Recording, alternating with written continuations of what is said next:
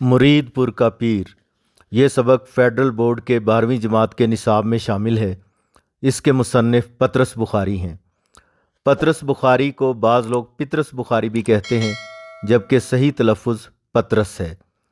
دراصل یہ انگریزی نام پیٹر کا اردو متبادل ہے۔ پطرس بخاری کا اصل نام سید احمد شاہ بخاری اور والد کا نام سید اسد اللہ تھا۔ پطرس بخاری پشاور میں پیدا ہوئے۔ ابتدائی تعلیم پشاور سے حاصل کرنے کے بعد لاہور چلے گئے اور گورنمنٹ کالج لاہور سے انگریزی میں ایم اے کیا اور پھر کیمبرج یونیورسٹی انگلینڈ سے آنرز کیا۔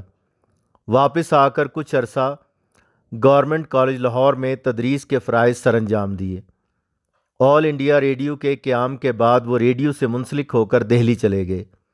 قیام پاکستان کے بعد واپس لاہور آئے تو انہیں گورنمنٹ کالج لاہور کا پرنسپل مقرر کیا گیا۔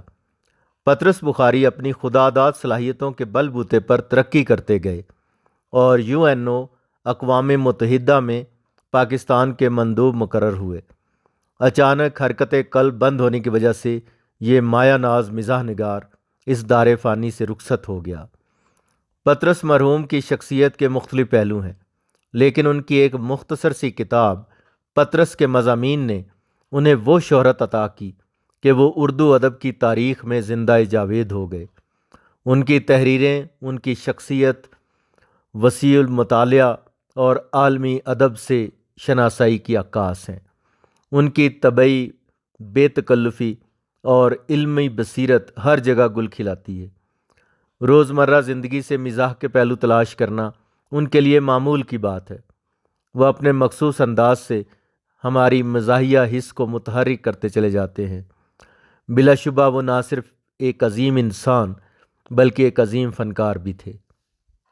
اب ہم سبق کی تفہیم کی طرف بڑھتے ہیں۔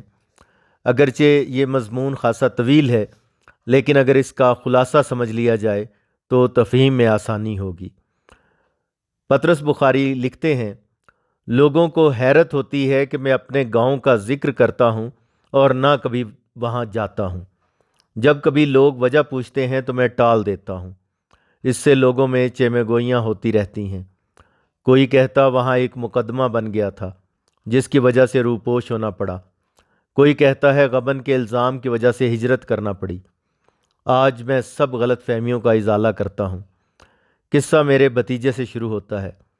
وہ مجھے علم و فن کا دیوتا سمجھتا ہے اور بے حد احترام کرتا ہے۔ ایک سال میں کانگریس کے جلسے میں چلا گیا۔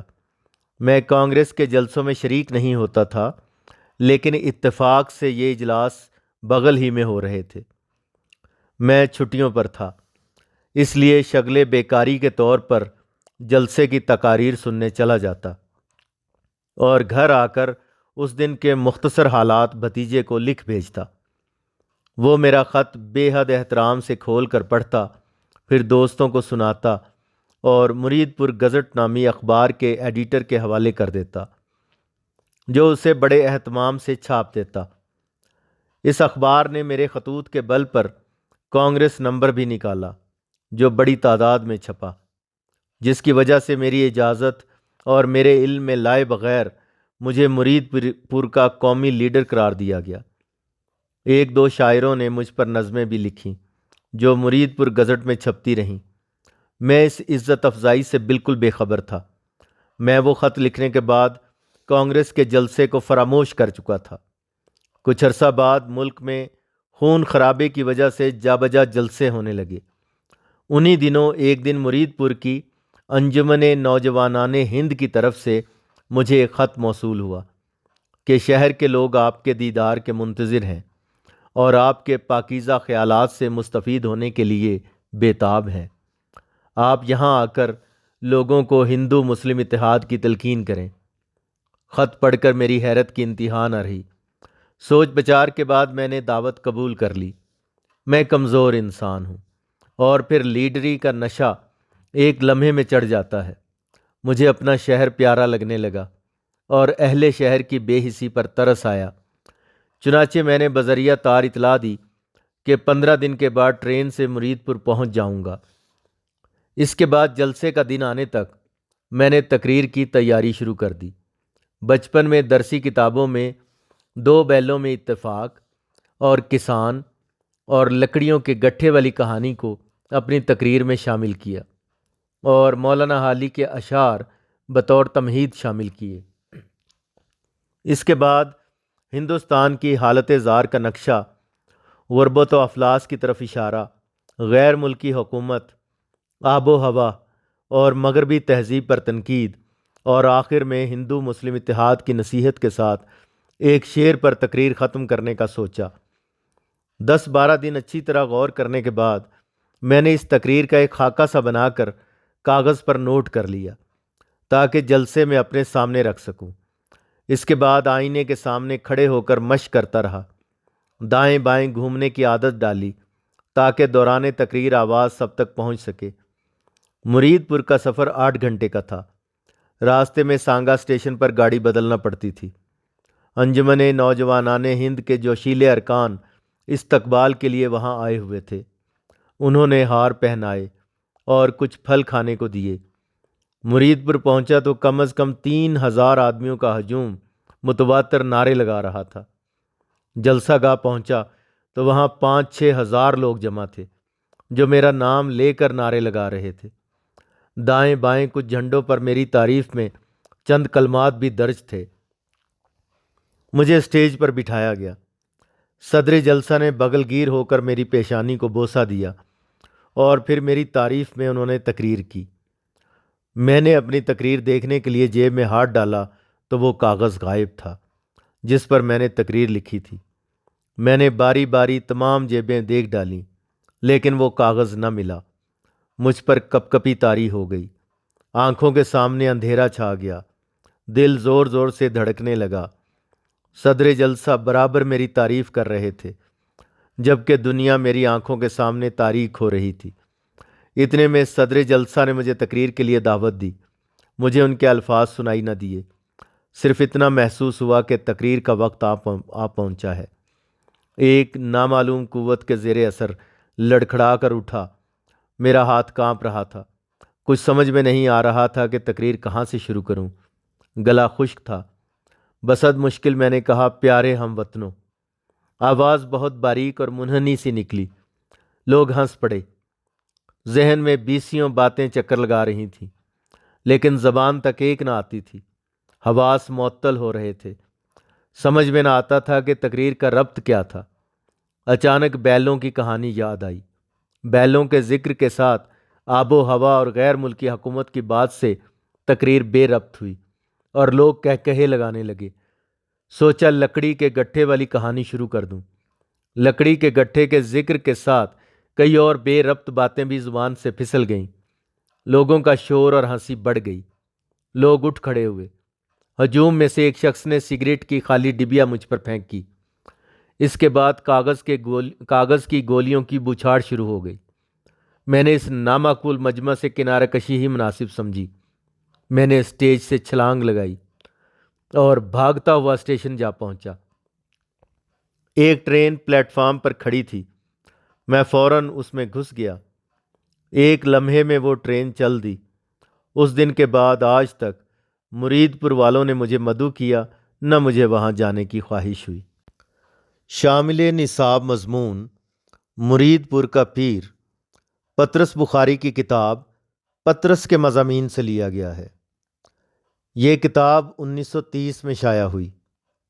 مضامین پطرس میں 11 مزاحیہ مضامین ہیں، لیکن ان تمام مضامین کی خوبی یہ ہے کہ اتنا عرصہ گزرنے کے باوجود بھی ہمیں آج کی صورتحال کی عکاسی کرتے ہوئے نظر آتے ہیں، اور اس کی بنیادی وجہ یہ ہے کہ پطرس نے ہمارے معاشرے کے ان کرداروں کو اپنے مضامین میں شامل کیا ہے جن کی عادات کبھی تبدیل نہیں ہو پاتی۔ وقت اور حالات چاہے کتنے بھی تبدیل ہو جائیں، کچھ عادتیں اور کچھ صورتحال ایسی ہوتی ہے کہ انسان کا رد عمل ایک سا ہی ہوتا ہے۔ مثال کے طور پر شامل نصاب مضمون مرید پور کا پیر ہی لے لیں۔ ہر انسان کے بس کی بات نہیں ہوتی کہ وہ اسٹیج پر جائے اور لوگوں کے سامنے اعتماد کے ساتھ گفتگو کرے۔ اکثر لوگ اسٹیج پر جا کر اپنی تقاریر بھول جاتے ہیں، اور اس کی بنیادی وجہ لوگوں کا خوف ہے۔ اب یہ ایسی صورتحال ہے کہ چاہے زمانہ کتنا بھی تبدیل کیوں نہ ہو جائے، انسان کے یہ احساسات اور جذبات کبھی نہیں بدل سکتے۔ پطرس بخاری نے مرید پور کے پیر کی شکل میں ایک خود ساختہ لیڈر کا نقشہ کھینچا ہے۔ مصنف اس مضمون میں مرکزی کردار کی حالت میں پیدا ہونے والی تبدیلی کے بارے میں بتاتے ہیں۔ ان کے شہر میں کانگریس کے جلسے تھے۔ وقت گزاری کے لیے مرکزی کردار نے ان جلسوں میں جانا شروع کر دیا اور اس کی روداد اپنے بھتیجے کو لکھ بھیجتے تھے۔ بھتیجا اپنے چچا کا بڑا احترام کرتا تھا۔ وہ ان کا ہر خط کھولتا، پڑھتا، دوسروں کو سناتا اور پھر مقامی اخبار کے دفتر میں دے آتا۔ مقامی اخبار وہ خطوط شائع کرنے لگا۔ اس طرح سے وہ وہاں پر ایک مشہور آدمی بن گئے۔ پھر انہیں ایک خط موصول ہوا جس میں انہیں کہا گیا تھا کہ ہزاروں لوگ ان کا انتظار کر رہے ہیں، وہ یہاں ایک بہت بڑے لیڈر بن چکے ہیں، وہ یہاں آئیں اور ایک تقریر کریں اور لوگوں کی رہنمائی کریں۔ مصنف کہتے ہیں کہ چونکہ وہ ایک کمزور انسان ہے اور پھر یہ بھی حقیقت ہے کہ لیڈری کا نشہ ایک دم انسان کو چڑھ جاتا ہے، کیونکہ یہ انسان کی فطری کمزوری ہے، لہٰذا اسے اپنا وطن یعنی مرید پور اور اس کے رہنے والے پیارے لگنے لگے۔ اب اس نے سوچا کہ میں وہاں جا کر ان غریب اور بے بس لوگوں کا سہارا بنوں، ان کی آواز بنوں، اور جب اسے یہ پتہ چلا کہ ہزاروں لوگ استقبال کے لیے تیار ہیں، وہ اسے ایک بہت بڑا لیڈر سمجھتے ہیں، تو اس نے مرید پور کی دعوت قبول کر لی اور اس طرح سے وہ ٹرین کے ذریعے وہاں روانہ ہوا اور وہاں پر بہت سے لوگوں نے اس کا استقبال کیا۔ لیکن جب وہ سٹیج پر پہنچا تو وہاں اس کا اصل امتحان شروع ہوا۔ جو تقریر وہ لکھ کر لے کر گیا تھا وہ اسے نہیں مل رہی تھی، اور پھر جب اس کا نام پکارا گیا تو اس کے ہاتھ پاؤں کانپ رہے تھے۔ اس نے تقریر کا آغاز کیا تو آواز بہت باریک سی نکلی جس پر کچھ لوگ ہنس پڑے۔ اس کے بعد اس نے بے ہنگم انداز میں بولنا شروع کیا۔ وہ جو کچھ بول رہا تھا اس کا کوئی سر پیر نہیں تھا۔ اب لوگوں نے ہنسنے کے ساتھ ساتھ اس پر آوازیں کسنا بھی شروع کر دیں، لیکن وہ اپنی ہی دھن میں یاد کی ہوئی تقریر بول رہا تھا، لیکن لفظ اور جملے اس کا ساتھ نہیں دے رہے تھے۔ جب بات حد سے بڑھ گئی تو اس کا جسم کانپنے لگا، لیکن وہ مسلسل کسی نہ کسی طرح چیخ رہا تھا۔ اس دوران کاغذ کی گولیاں اس کے قریب آ کر گریں۔ اس کے بعد ان کی بوچھاڑ بڑھتی ہی چلی گئی۔ اب اس نے فیصلہ کیا کہ اس مجمع کو چھوڑ کر بھاگ لینا چاہیے۔ چنانچہ اس نے ایک چھلانگ لگائی اور باہر کے دروازے کی طرف بھاگا۔ لوگ اس کی طرف لپکے لیکن اس نے پیچھے مڑ کر نہیں دیکھا۔ وہ مسلسل بھاگتا چلا گیا۔ لوگ نامناسب جملے بول رہے تھے لیکن اس نے کسی چیز کی پرواہ نہیں کی، سیدھا اسٹیشن کا رخ کیا اور پھر وہاں سے ٹرین میں سوار ہو گیا۔ ٹرین چل پڑی، اس طرح اس کی جان بچی۔ اس دن کے بعد اس نے اپنے وطن مرید پور جانے کی کوشش بھی نہیں کی۔ طنز و مزاح پر مبنی اس فرضی مضمون میں پطرس بخاری نے واقعات اور مشاہدات سے مزاح پیدا کیا ہے، اور اس کے لیے انہوں نے اپنی ذات کو پیش کیا ہے، اور مزاح نگاری میں یہی ان کا خاصہ ہے۔